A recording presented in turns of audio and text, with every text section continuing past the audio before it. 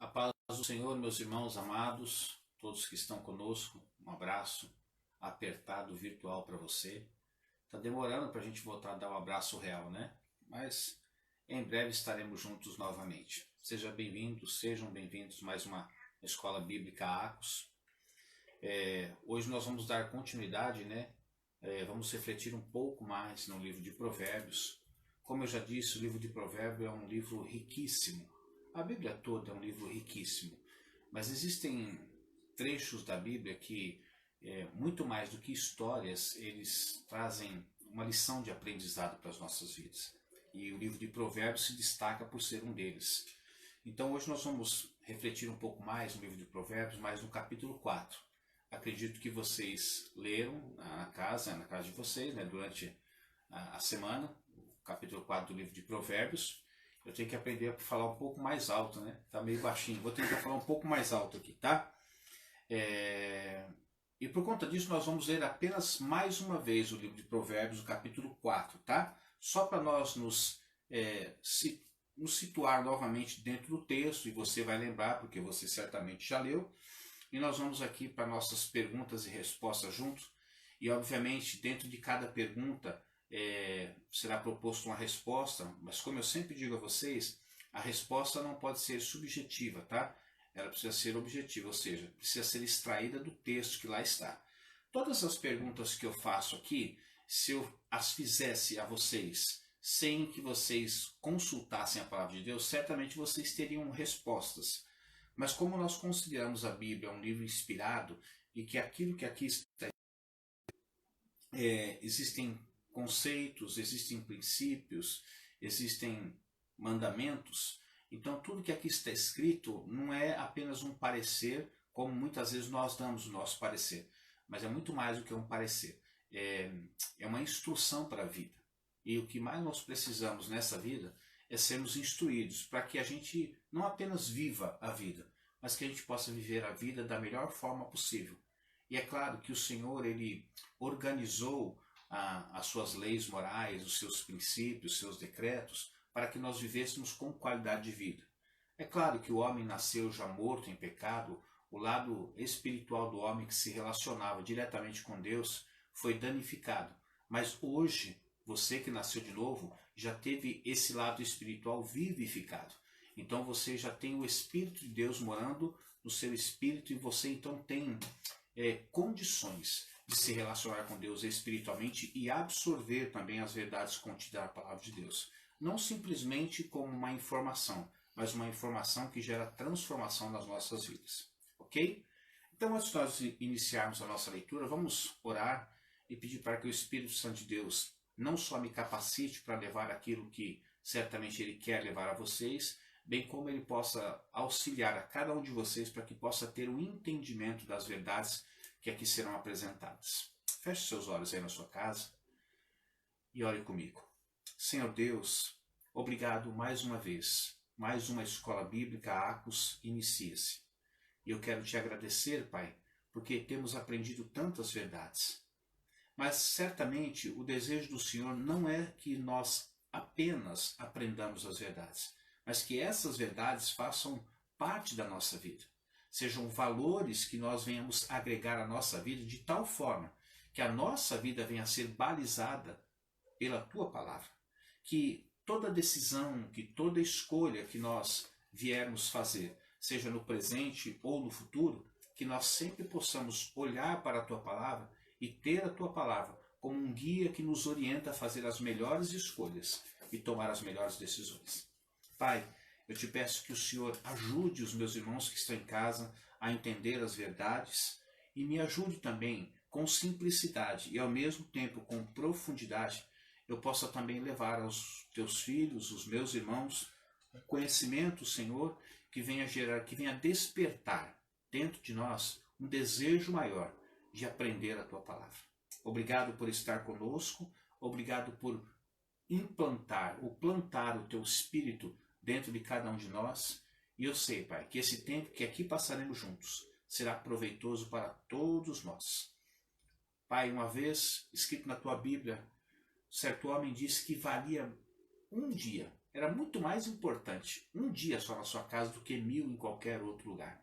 Certamente, ele estava dizendo que o prazer dele não seria encontrado em outros lugares, mesmo que fossem lugares diferentes e uma quantidade muito maior, mas que um dia na sua casa ainda supera em extraordinariamente o valor de qualquer outros dias em qualquer outro lugar.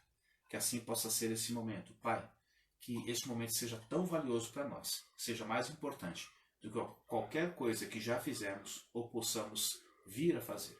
Obrigado. Continue conosco, nos orientando em nome de Jesus. Amém. Certamente você já está com a sua Bíblia, e já está com a sua Bíblia aberta também. Então nós vamos ler Provérbios, que tem apenas 27 versículos, capítulo 4. Nós vamos ler pausadamente para que você relembre do texto, que certamente você já leu, e eu quero que, juntamente com vocês, aprender aquilo que o Senhor tem para nos comunicar para o dia de hoje. Diz assim Provérbios capítulo 4, verso 1, tem um subtítulo aí em algumas Bíblias chamada A Sabedoria é Suprema. Diz assim: ouçam, meus filhos, a instrução de um pai. Estejam atentos e obterão discernimento. O ensino que lhes ofereço é bom, por isso não abandonem a minha instrução. Quando eu era menino, ainda pequeno, em companhia de meu pai, um filho muito especial para minha mãe, ele me ensinava e me dizia: apegue-se às minhas palavras de todo o coração, obedeça aos meus mandamentos e você terá vida. Procure obter sabedoria e entendimento. Não se esqueça das minhas palavras, nem delas se afaste. Não abandone a sabedoria, e ela o protegerá. Ame-a, e ela cuidará de você. O conselho da sabedoria é: procure obter sabedoria. Use tudo o que você possui para adquirir entendimento.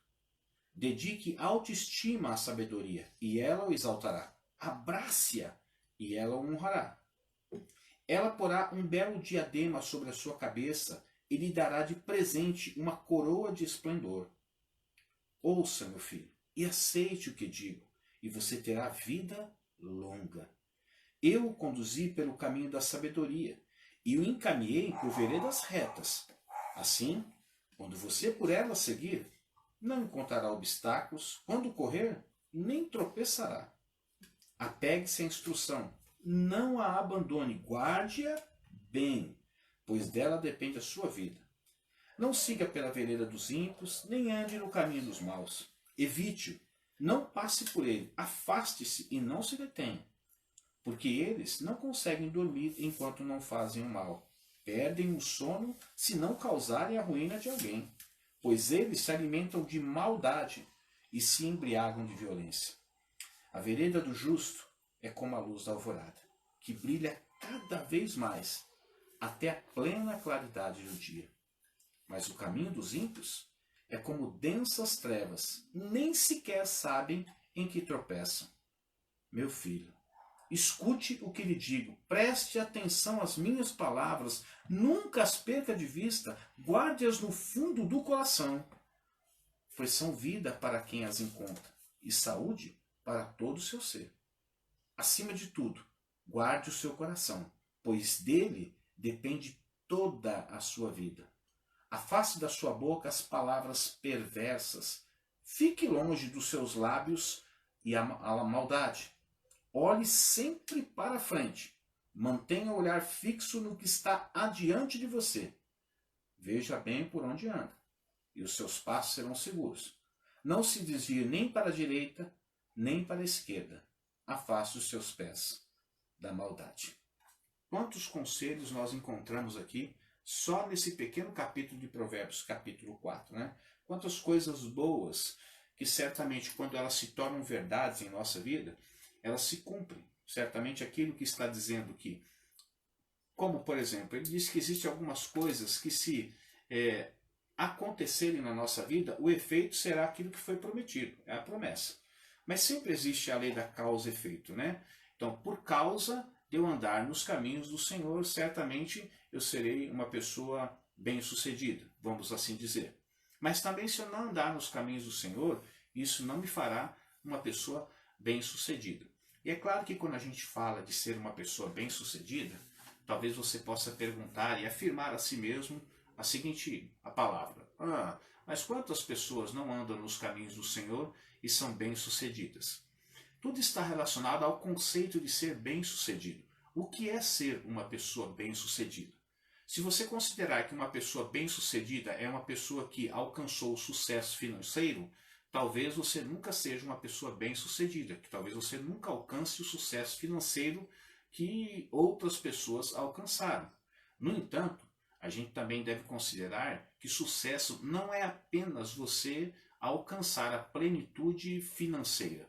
Sucesso engloba todas as áreas da sua vida.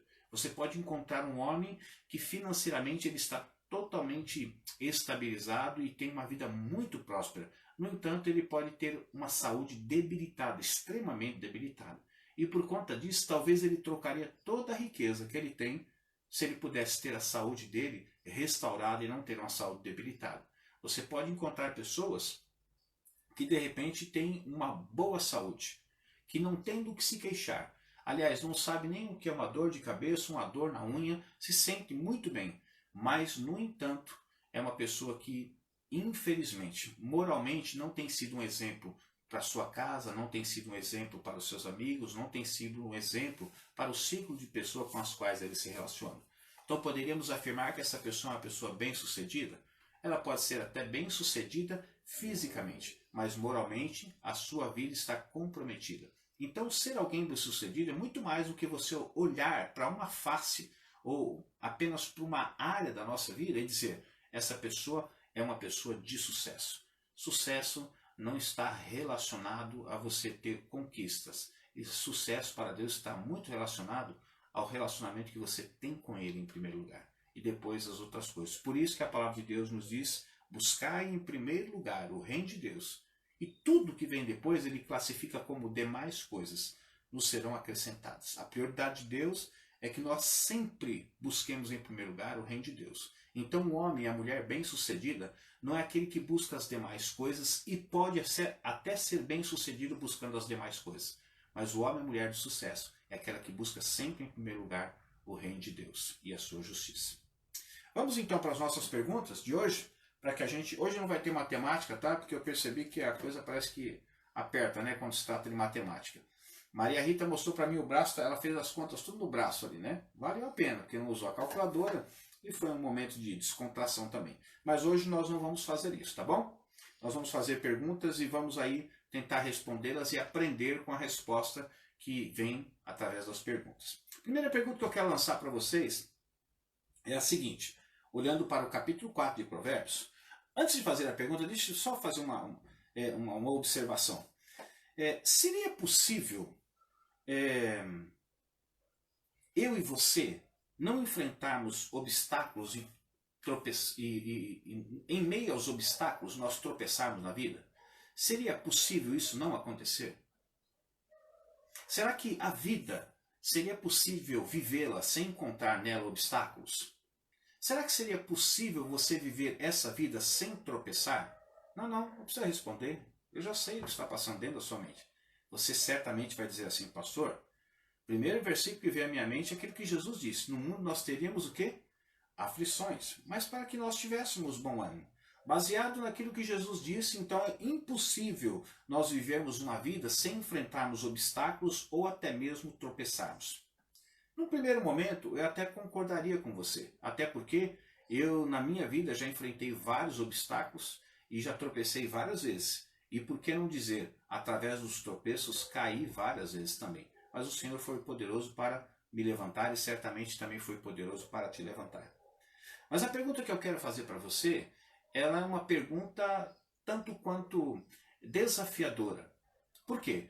Quando você afirma para mim que é impossível nós vivermos essa vida sem enfrentarmos obstáculos e tropeços, você me diz que então a vida ela é, de certa forma, cercada ou recheada ou permeada de obstáculos e que esses obstáculos vão muitas vezes nos fazer o quê? Tropeçar e às vezes até cair. A pergunta que eu faço para você é a seguinte, quando não mais enfrentaremos obstáculos e tropeços em nossa vida? Pastor, como que eu posso responder isso se eu acabei de dizer que é impossível viver essa vida sem enfrentar obstáculos e sem tropeçar? Vou responder, não, vou repetir a pergunta. Quando não mais enfrentaremos obstáculos e tropeços em nossa vida?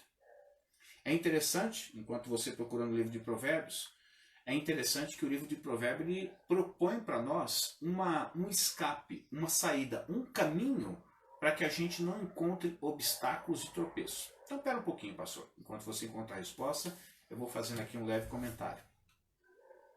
Será que os obstáculos e tropeços que nós sofremos, ou os obstáculos que vêm sobre a nossa vida e os tropeços que advêm desses obstáculos, está relacionado às nossas escolhas e não está relacionado à vida?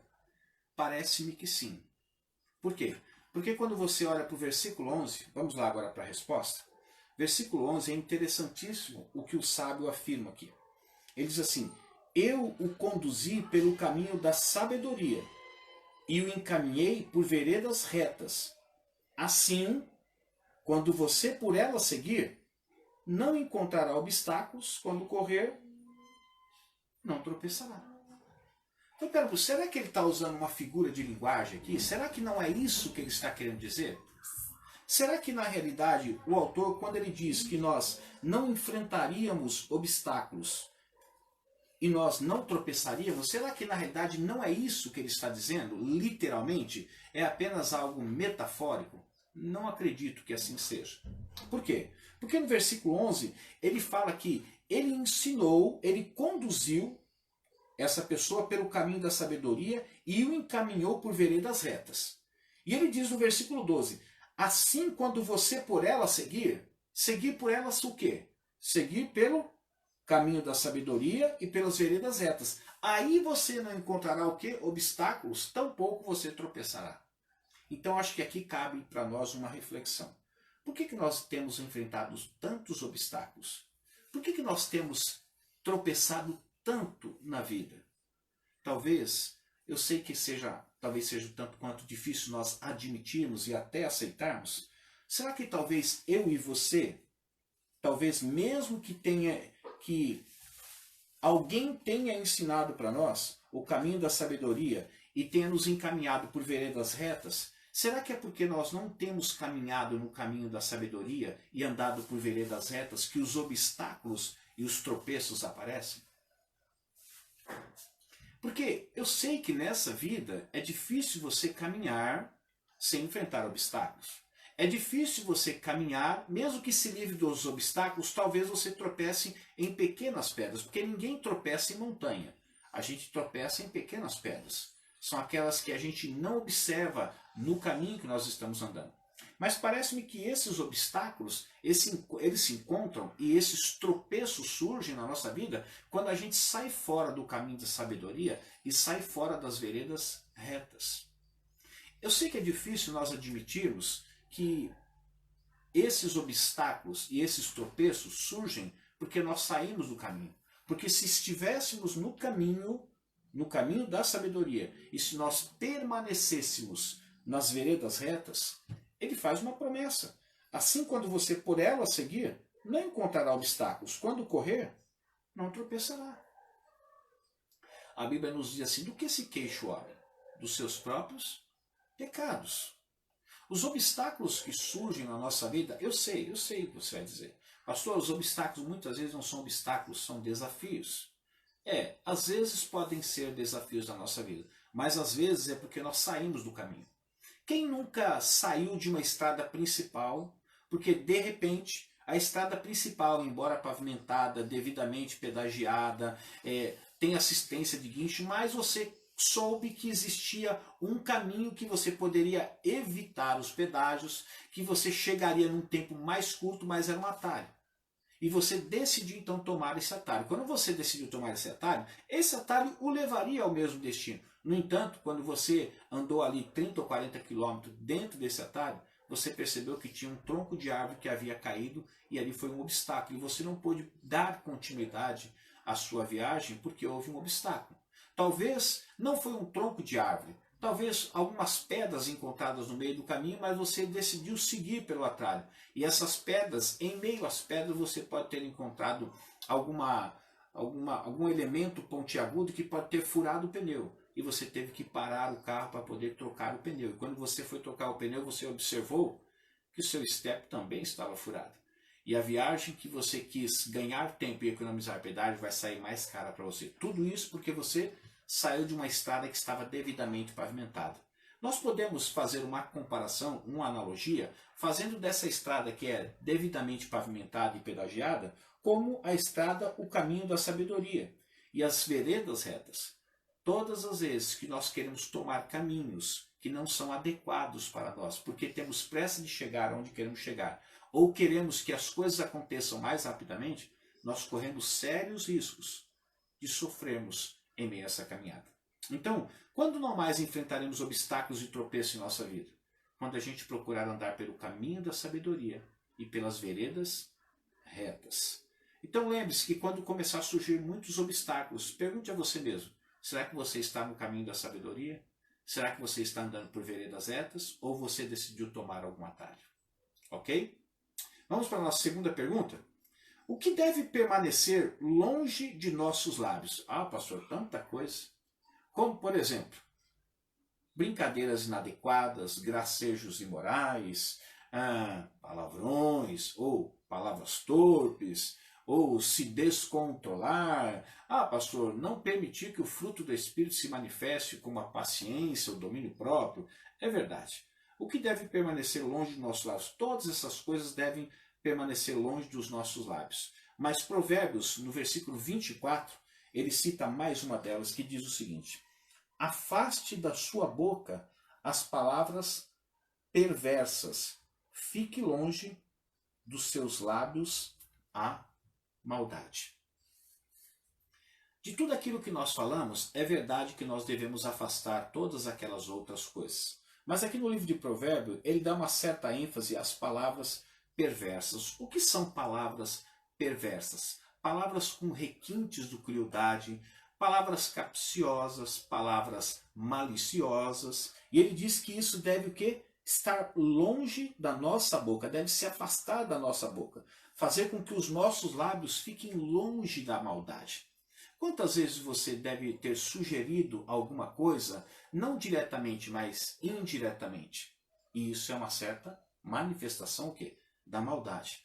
E aqui o sábio está dizendo, o que deve permanecer longe dos seus lábios? Não é só o pensamento, mas também permitir que esses pensamentos se verbalizem através do quê? Dos seus lábios. E eles podem se verbalizar quando você não mantém longe dos seus lábios as palavras o quê? Perversas, palavras cruéis. Sabe aquelas palavras que humilham as pessoas, que diminuem as pessoas, que descredibilizam as pessoas, que fazem muitas vezes pessoas desistirem da sua caminhada justamente por causa de uma palavra que você diz?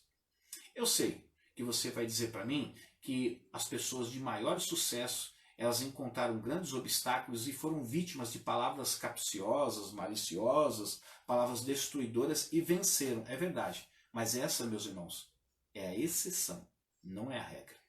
Na grande maioria das vezes, as pessoas que são feridas por palavras maldosas, por lábios que contêm maldade ou palavras perversas, muitas vezes elas deixam de ser aquilo que elas poderiam ser, porque a palavra que você lançou sobre a vida delas teve um efeito tão bombástico que elas não conseguiram contornar o caminho e fazer com que aquilo que você disse, que para você era uma verdade, ou não era uma verdade, mas você quis descredibilizar ou diminuir a pessoa, vai fazer com que aquela pessoa tenha efeitos progressivos durante toda a sua vida. Você já deve ter ouvido o relato de algumas pessoas que disseram que não conseguiram vencer e não foram aquilo que elas acreditavam que poderiam ser, porque foram fortemente influenciadas pelas palavras que pais emitiram, irmãos emitiram, parentes emitiram, colegas emitiram.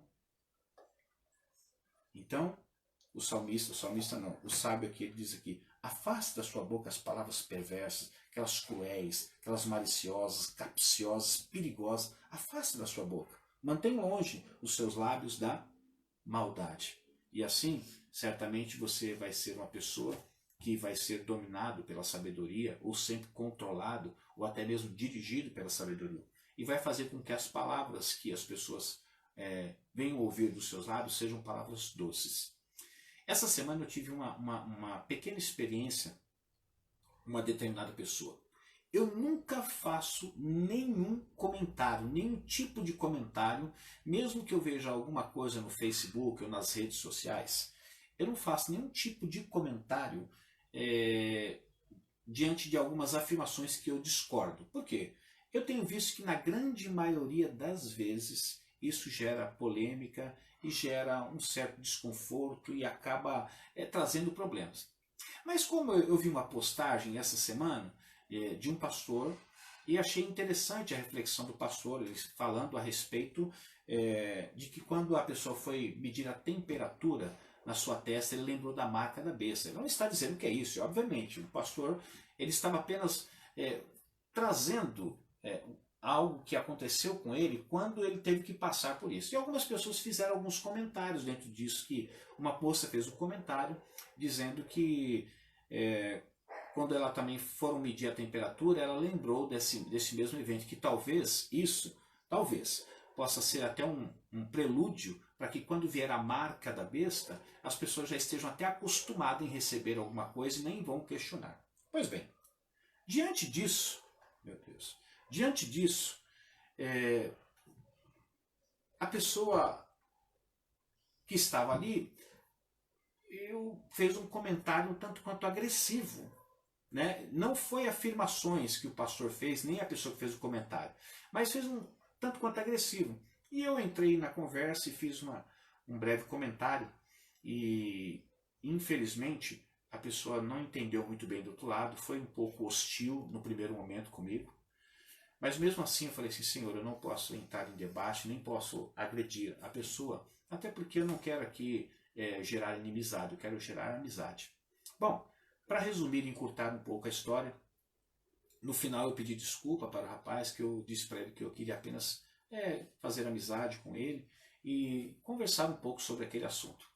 Bom, resumindo, no final esse jovem rapaz, ele disse assim, Mauro, eu acho que descobriu que eu era pastor também, e falou assim, Mauro, foram sábias as suas palavras, parabéns, eu que peço desculpa. Então eu fiquei pensando, como algumas coisas podem ter um destino, sabe, Marissa? Se você usar a sua língua de forma maldosa. E como as coisas podem ter outro destino se você usar a sua língua de uma forma sábia.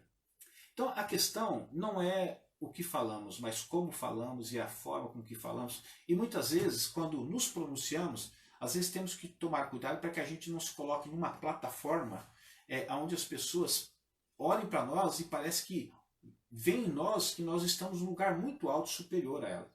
E na realidade nós não estamos. Inclusive eu disse isso para essa pessoa, que de todos que eram maus, eu era o pior, dentre outras coisas que eu falei. Então nós terminamos a nossa conversa amigavelmente, e se um dia ele estiver me ouvindo, eu espero que a gente possa retomar a nossa conversa e nascer aí uma amizade também. Vamos para a nossa terceira pergunta. Qual é o alimento dos homens maus? Qual é o alimento dos homens maus? O que os homens maus se alimentam? Obviamente, eu não estou dizendo do alimento que você ingere para o seu corpo físico. Né? Do que se alimentam os homens maus? Verso 17, olha o que ele diz. Pois eles se alimentam de maldade e se embriagam de violência. Por que os homens violentos se tornam cada vez mais violentos? Porque o alimento da violência é a própria violência. Você pode ver que pessoas que são violentas, pessoas que são descontroladas, pessoas que agem muitas vezes instintivamente, sabe aquela história? Ah, quando eu fui ver, eu já fiz? Pois é. Pessoas que agem assim normalmente, elas desencadeiam problemas muitas vezes até sem solução. Por quê? Porque pessoas que vivem para praticar o mal, elas vão se alimentando tanto do mal que elas mal percebem que as suas atitudes redundam sempre em mal. Você já deve ter ouvido aquela história da pessoa que diz assim, que a pessoa mente tanto, mente tanto, mente tanto, que um dia ela acaba acreditando que é verdade a sua própria mentira. Quantas pessoas já habituaram em mentir? E de tanto elas mentirem, aquilo que para elas inicialmente começou com uma mentira, termina para elas como uma verdade. De tanto elas enfatizarem o quê? Uma mentira. Da mesma forma, meus irmãos, da mesma forma, versículo 17. Pois os homens maus, eles se alimentam de maldade e se embriagam de violência. Você pode ver que nessas torcidas uniformizadas, quando os times perdem ou há um encontro das torcidas, que hoje, graças a Deus, não é mais permitido, né, 2 torcidas num campo, né, não por causa do momento da pandemia, mas mesmo antes disso, você pode ver que violência gera violência. É porque um time ganhou, ou porque um time perdeu, ou porque um lançou palavras maliciosas ou depreciativas, gerou violência, as pessoas se agridem com pauladas, com ferros, às vezes canivetadas, facadas, e termina muitas vezes essa história em óbitos ou pessoas grandemente machucadas e outras são feridas e outras vão presas. Por quê? Porque as pessoas acabam se alimentando da violência. Você pode ver, você já deve ter ouvido aquela história. Aliás, até crente já repetiu isso muitas vezes. Eu pago um boi para não entrar numa briga, mas também depois que eu entrei eu pago uma boiada. O que ele está dizendo? Eu estou disposto a dar tudo o que eu tenho para não sair da briga.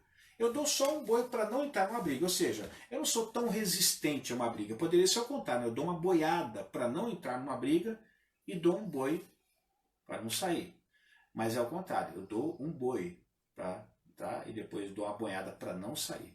Por quê? A pessoa, depois que está envolvida com a maldade, entra a questão do orgulho também, ela não quer perder.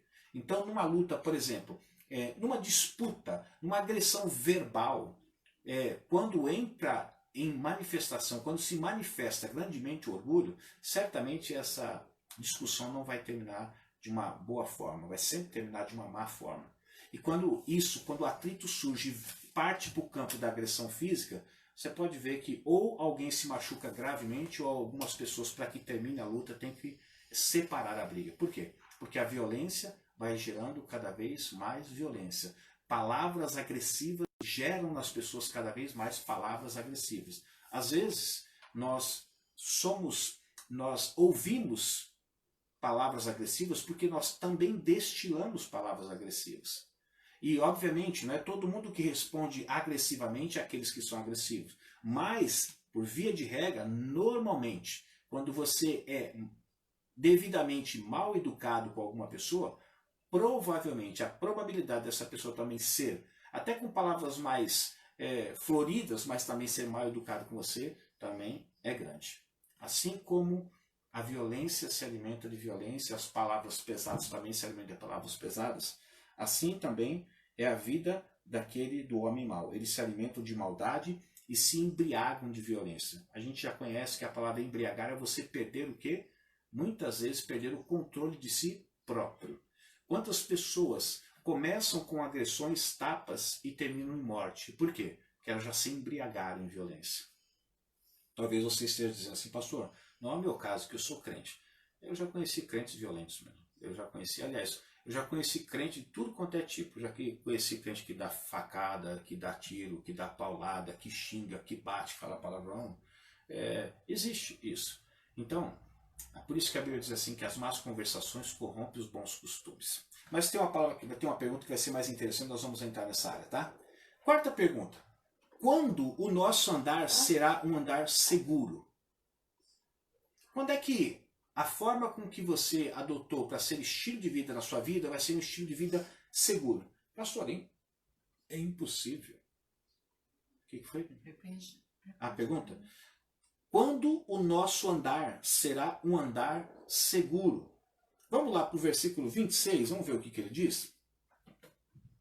Veja bem por onde anda, e os seus passos serão seguros. Veja que o sábio aqui, ele convida nós mesmos olharmos por onde é que nós estamos andando. Porque dependendo da estrada, do caminho que você escolher andar, você automaticamente já estará se colocando no lugar aonde não trará para você o quê? Segurança. Veja bem por onde anda e os seus passos serão seguros. Você não pode esperar ficar andando com pessoas de má índole e ser uma pessoa exemplar. Você não pode esperar andar com pessoas que não têm princípios morais e esperar que você vai ser um exemplo para elas. Você não pode andar com pessoas que não valorizam a vida e esperar que você vai ser a única que vai valorizar a vida. Você não pode esperar que você, no meio de uma multidão de violência, de violentos, você caminhando com essas pessoas, convivendo com essas pessoas, se relacionando com essas pessoas, você vai ter um hábito totalmente oposto ao deles. Não. A Bíblia diz que as más conversações, elas corrompem os bons costumes.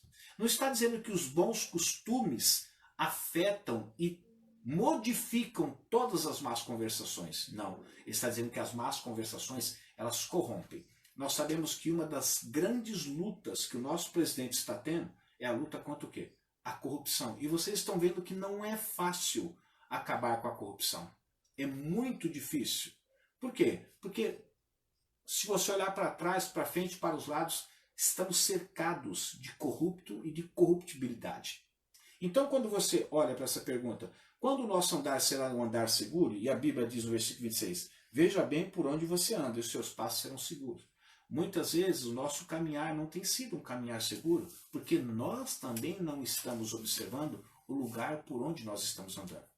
Uma pessoa que é alcoólatra, ou pelo menos já foi alcoólatra, não pode esperar ter bom sucesso se ela escolher o caminho aonde leva a um boteco, aonde um bar, onde existem amigos antigos que ela pode também ali trocar ideias e de repente voltar a beber. Aí ela pode se queixar do quê? Puxa, aí o que aconteceu? Chegou um ladrão, assaltou, ou uma pessoa de tanto se beber, se embriagou, acabou ficando violenta, acabou me batendo? Pois é, mas tudo isso poderia ter sido evitado se ela tivesse olhado por onde ela estava andando. Às vezes, meus irmãos, fatalidades acontecem. Quantos casos nós ouvimos dizer que trabalhadores saem de casa, entram dentro de um transporte e ali eles são assaltados e às vezes perdem a vida? São fatalidades. Mas isso é a exceção, não é a regra. O que ele está dizendo aqui, olha, se você procurar olhar os lugares por onde você tem andado, certamente por saber que são lugares inadequados e impróprios para você, você vai dar a você mesmo segurança. Os seus passos, o seu caminhar será seguro. Então, boa parte daquilo que acontece conosco, tirando as fatalidades, está relacionado muitas vezes às más escolhas que nós fazemos pelos lugares por onde nós temos andado. E, obviamente, quando ele está falando de lugares, ele não está se referindo apenas à questão geográfica. Ah, estou indo para cá ou para lá. Mas as pessoas com as quais nós temos andado, as pessoas com as quais nós temos nos relacionado, ambientes que temos frequentado que não deveríamos frequentar e estamos frequentando. E isso vai tornar cada vez para nós uma vida de insegurança, de instabilidade e não de estabilidade. Ok? Vamos para a nossa, então, quinta pergunta. Como se dá a evolução do caminho dos justos? Vou repetir. Como se dá a evolução do caminho dos justos? A Bíblia diz que o caminho dos justos, ele é progressivo. Ou seja, nós não estamos falando aqui, obviamente, da teoria da evolução. Estamos falando de evoluirmos moralmente, né? Evoluirmos no nosso relacionamento com Deus. Então, em Provérbios, capítulo 4, verso 18, ele descreve com uma beleza assim única como que é a evolução do caminho do justo. Verso 18 diz assim: a vereda do justo é como a luz da alvorada, que brilha cada vez mais, até a plena claridade do dia. Eu não sei quantos de vocês já tiveram o privilégio de observar o nascer do sol. Não o pôr do sol, mas o nascer do sol. Sabe aquele momento em que a claridade começa a surgir, mas você ainda não vê o sol, mas você já começa a ver o dia clareando? As trevas vão se dissipando e a luz vai ocupando um espaço maior, de tal forma que as trevas se dissipam totalmente. Mas uma beleza incomparável, além do dia que vai se formando, as trevas que vão se dissipando e a luz que vai ocupando um maior espaço, é quando você vê o sol despontar. Aliás, deixa eu fazer uma perguntinha que não está aqui no texto. O sol nasce no leste ou no oeste? Hein, Marissa? O sol nasce no leste ou no oeste? Olha aí, pergunta para os universitários. Maria Rita está aí? Henrique, o sol nasce no leste ou no oeste? Tá. Então vamos lá. Posso continuar aqui? Pode? Ok. Bom, como se dá a evolução do caminho do justo? Verso 18. A vereda do justo, ou o caminho do justo, é como a luz da alvorada que brilha cada vez mais até a plena claridade do dia. Meus irmãos, ninguém é transformado de água para vinho da noite para o dia, como Jesus fez no primeiro casamento que ele foi em Caná da Galileia, que ele transformou imediatamente a água que continha dentro daqueles tachos e transformou em vinho. A transformação do ser humano é gradativa e deve ser sempre progressiva. Agora, existem pessoas que demoram um tempo maior para serem transformadas? Sim. Existem pessoas que demoram um tempo menor para serem transformadas? Sim. Mas por que isso acontece? Sabemos que cada um de nós somos uma pessoa. Nós somos individualmente indivíduos, pessoas com características, com personalidade, com uma bagagem familiar, com uma formação não só acadêmica, mas uma formação também de vida pessoal. E que dependendo da existência daquilo que tudo que forma você está dentro de você, vai ter um trabalho maior. Sem contar, nós temos certas resistências também para nós deixarmos velhos hábitos e inserirmos novos hábitos. Hábitos esses que precisam ser inseridos e que transformam. Tanto, como nós já estamos acostumados com os velhos hábitos, mesmo que estejamos conscientes de que os velhos hábitos nos atrapalham, mas nós muitas vezes não conseguimos nos livrar dos velhos hábitos. Então, como que é a transformação? É algo progressivo. Não cobre de você aquilo que nem Deus está cobrando de você. Eu diria para você o seguinte, um conselho se posso dar a você. Olha, não aceite ser aquilo que você sempre foi, mas permita que Deus faça que você seja aquilo que Ele tem planejado para você. No entanto, o tempo que vai demorar para você cada vez mais se parecer com aquilo que Deus quer que você se pareça, está relacionado com a permissão ao Espírito Santo que habita em você, bem como também a sua consciência de que nós já estamos crucificados para o pecado. Às vezes nós não temos um entendimento disso, do que é estar crucificado para o pecado. Eu não estou matando a minha carne, mas eu já estou crucificado. Quando eu estou crucificado, significa que o velho homem já está imobilizado. Que o velho homem vai morrer à medida que aquilo que o velho nós acreditarmos que ele já está imobilizado e nós fazemos morrer os atos desse velho homem. Mas não cobre de você aquilo que nem Deus está cobrando. É como a luz da aurora que vai brilhar dia mais até chegar a ser dia perfeito. Assim é o caminho do justo. Ok? A resposta. A Rita e a disse que acha que é oeste. E a Cris e a Daiane falaram que é leste. Quem afirmou acho, quem afirmou tenho certeza? Então, quem afirmou foi Cris e Daiane, que é leste. Isso. A Maria Rita disse que acha oeste. E o Cledson afirmou. Oeste? Então tá bom, os oestes estão todos errados, tá? O sol nasce sempre no leste. Sabe, eu sempre tinha esse problema também de como lembrar, né? Se nasce no leste ou no oeste. É só você pegar a palavra sol, S-O-L. Então você lembrar do L, o último L lá do sol, é leste, então ele nasce no leste, tá bom? E o O do sol, ele se põe no oeste. Então nasce no leste e se põe no oeste, tá bom? Vamos para a nossa sexta pergunta agora. Qual a relação que temos que ter com o caminho dos maus? Vou repetir. Qual a relação que temos que ter com o caminho dos maus? pastor, será que nós temos que ter alguma relação com pessoas que estão no caminho mal, no caminho errado? Eu acho que sim, até porque nós temos que pregar o evangelho para essas pessoas, nós precisamos anunciar as boas novas de salvação para ele. Vamos ver aqui que o versículo 15 fala para a gente. Evite-o, não passe por ele, afaste-se e não se detenha. Vou ler o 14, tá? Não siga pela vereda dos ímpios, nem ande no caminho dos maus. Evite-o, não passe por ele, afaste-se e não se detenha. Então, qual a relação que nós temos que ter com o caminho dos justos? Aliás, com o caminho dos maus. Evitar, não passar por ele, afastar-se e não se deter. Isso pode nos lembrar a história, a citação de Salmos, não se detenha na roda dos escravos. Uma missão de levar as boas novas de salvação. É verdade. Só que levar as boas novas de salvação não deve fazer com que nós nos incluamos no caminho dos maus.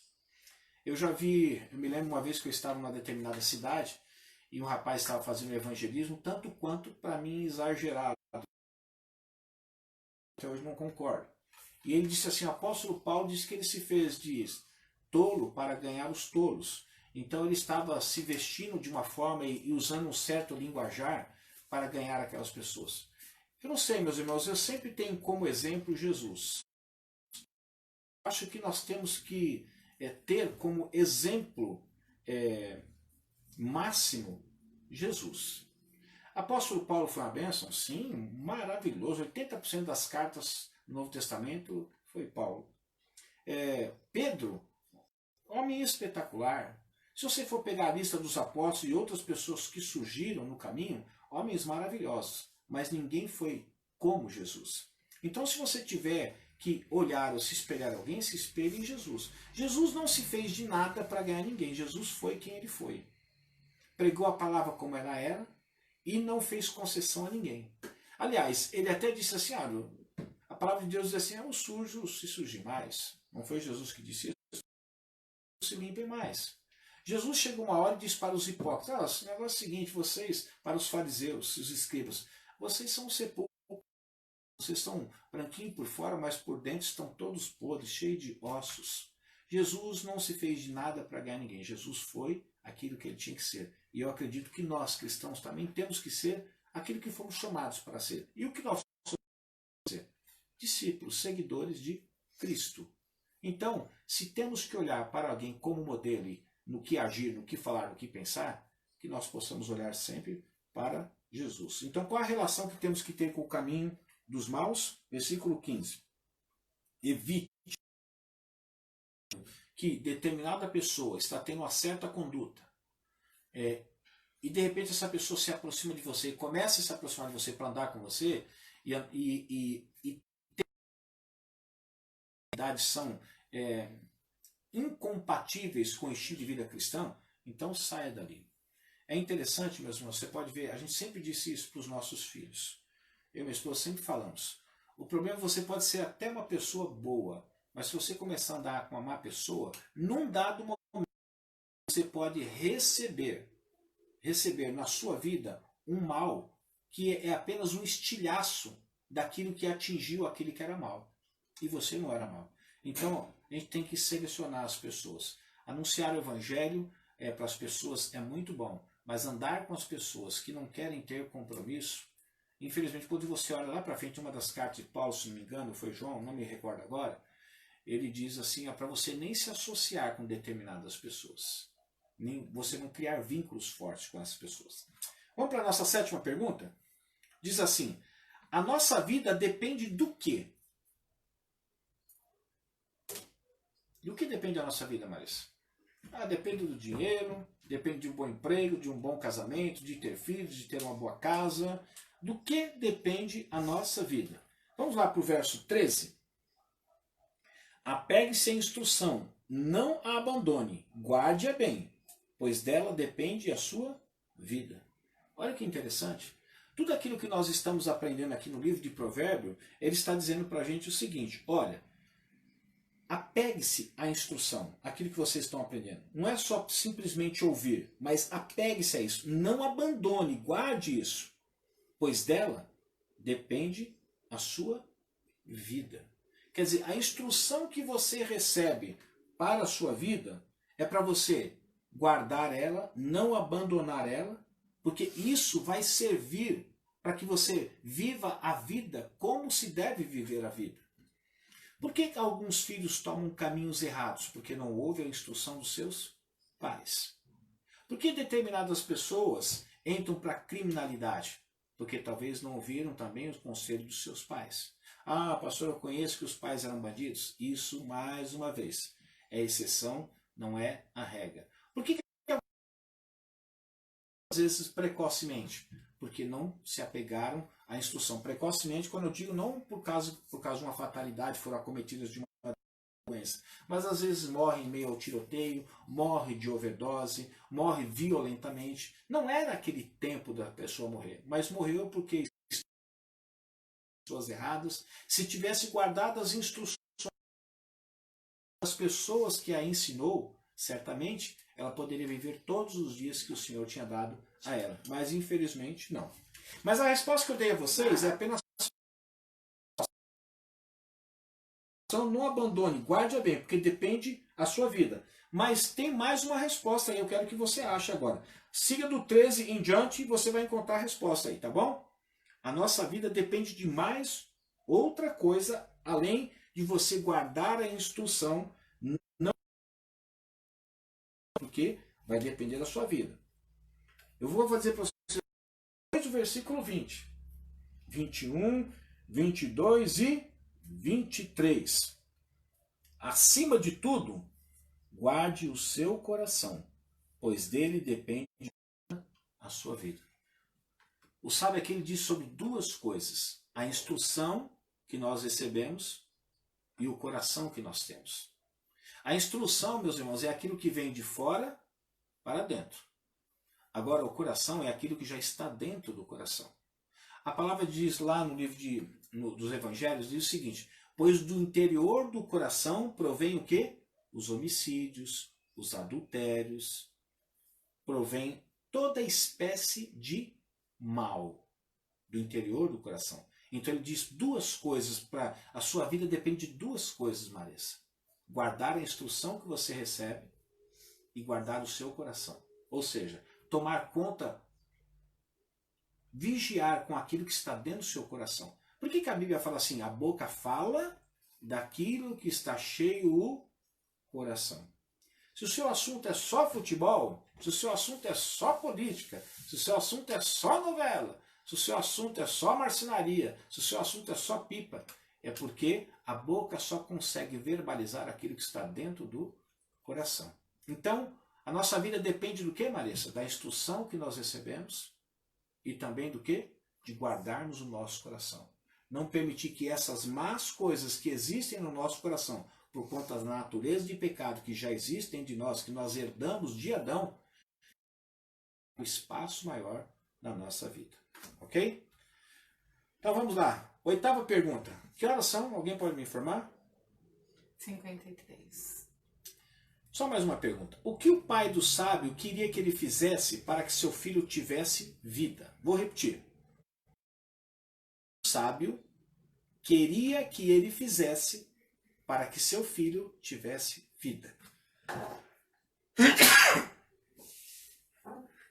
Vamos lá para o versículo 4? Diz assim: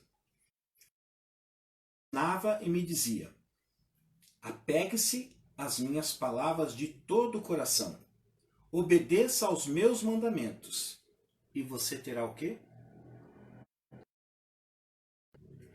Eu já disse aqui para vocês que, pelo menos comigo, tá? Isso é comigo.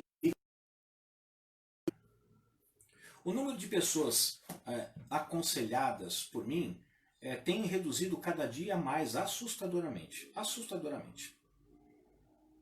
Eu poderia levantar algumas hipóteses aqui, porque eu não tenho certeza de nenhuma delas. Algumas pessoas não buscam mais aconselhamento porque, dependendo do problema que ela está enfrentando, ela sente vergonha daquele problema. e ela não se sente à vontade para abrir aquilo que para ela é vergonhoso para o seu pastor ou para a sua pastora. Então, esse é um dos motivos pelos quais algumas pessoas permanecem nos seus erros ou com dificuldades de evoluir na vida espiritual, porque elas não buscam mais conselhos. Só que é interessante que ele está dizendo aqui no capítulo 4 que ele queria que o filho dele fizesse para que o filho dele tivesse vida. Ele diz assim, ele me ensinava e dizia, apegue-se às minhas palavras de todo o coração, obedeça aos meus mandamentos e você terá vida. Quantas pessoas a gente vê que está sofrendo porque não se apegam à instrução que tem recebido através de um homem de Deus, de uma mulher de Deus, que usa a palavra de Deus como fonte de instrução? Quantas pessoas estão sofrendo na vida porque não têm obedecido também aos mandamentos? A Bíblia nos diz que, por exemplo, não é para comer laranja. E as pessoas, porque já comeram 2, 3 vezes laranja e não fez mal, então ela diz assim, embora a Bíblia diz que não é para comer laranja, mas eu já comi 3 vezes e não me fez mal. Então eu não vejo problema em comer laranja. Aí o que acontece?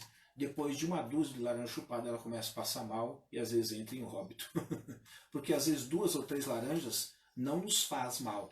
Mas quando você consome acima daquilo que deveria consumir, melhor seria não ter o que consumido. Então, o que o pai do sábio queria que ele fizesse para que seu filho tivesse uma coisa? Apegue-se às minhas palavras de todo o coração e obedeça aos meus mandamentos. Não é isso que os pais querem para os filhos? Olha, aprenda com aquilo que eu estou dizendo para você. Sabe por quê? Os pais ensinam da perspectiva de 2 áreas, de 2 tempos na sua vida.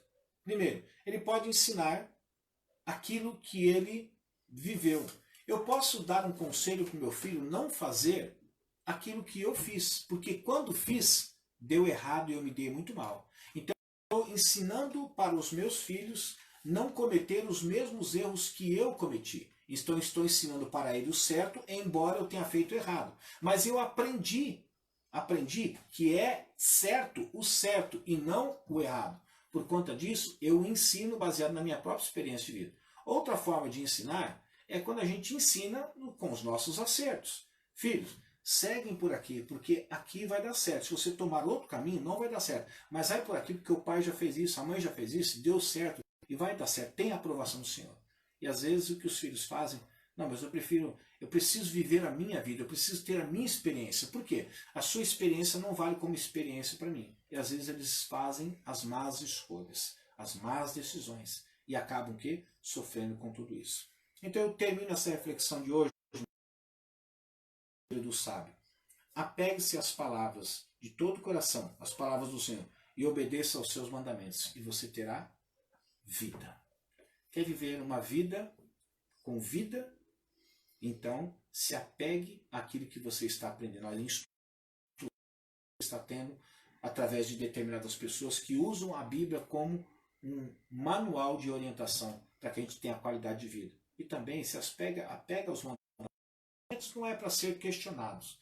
Mandamentos existem para ser obedecidos. Lembra da frase que eu sempre digo para vocês? A obediência libera a compreensão. Ninguém precisa compreender por que tem que obedecer. Apenas obedeça. Certamente você colherá fruto da sua obediência. Bem como, se não obedecer, colherá fruto da sua desobediência. Amém, meus irmãos? Que Deus abençoe vocês. Que seja um tempo de reflexão. Não só esse tempo que nós passamos juntos, mas tudo aquilo que foi armazenado na sua mente. Eu espero que desça para o seu coração também. E que o livro de Provérbios continue sendo uma ferramenta poderosa em nossas mãos, para que isso venha gerar transformação das nossas vidas. Feche seus olhos. Pai, muito obrigado por mais uma noite, obrigado por mais um tempo de aprendizado, que não fique apenas que isso desça para dentro de nós, Pai, e assuma o comando dos exteriores, do nosso corpo também, da nossa mente, do nosso corpo também, para que nós possamos viver com qualidade de vida. Obrigado por esses conselhos valiosíssimos que o Senhor inspirou o autor a escrever e deixar para a sua igreja. Obrigado, Senhor. Que a nossa noite possa ser uma noite de paz, de descanso, e que tudo aquilo que foi aqui refletido venha ter um mensurável na vida de cada um de nós. Nós oramos agradecidos em nome de Jesus. Meus irmãos, Deus abençoe, fiquem na paz do Senhor e até quinta-feira, às 20 horas, no culto presencial, ok? Você pode ir, não tema, meu irmão, não passou ainda, existem ainda alguns focos, existem alguns problemas, é verdade, mas você confia no Senhor. Mas como eu disse, uma mensagem tem que ser algo voluntário, ok? Só não fique esperando muito, não fique muito tempo no cativeiro, senão você acostuma. Aí você gosta tanto da Babilônia que talvez você não queira sair de lá. Deus abençoe vocês. Fiquem na paz.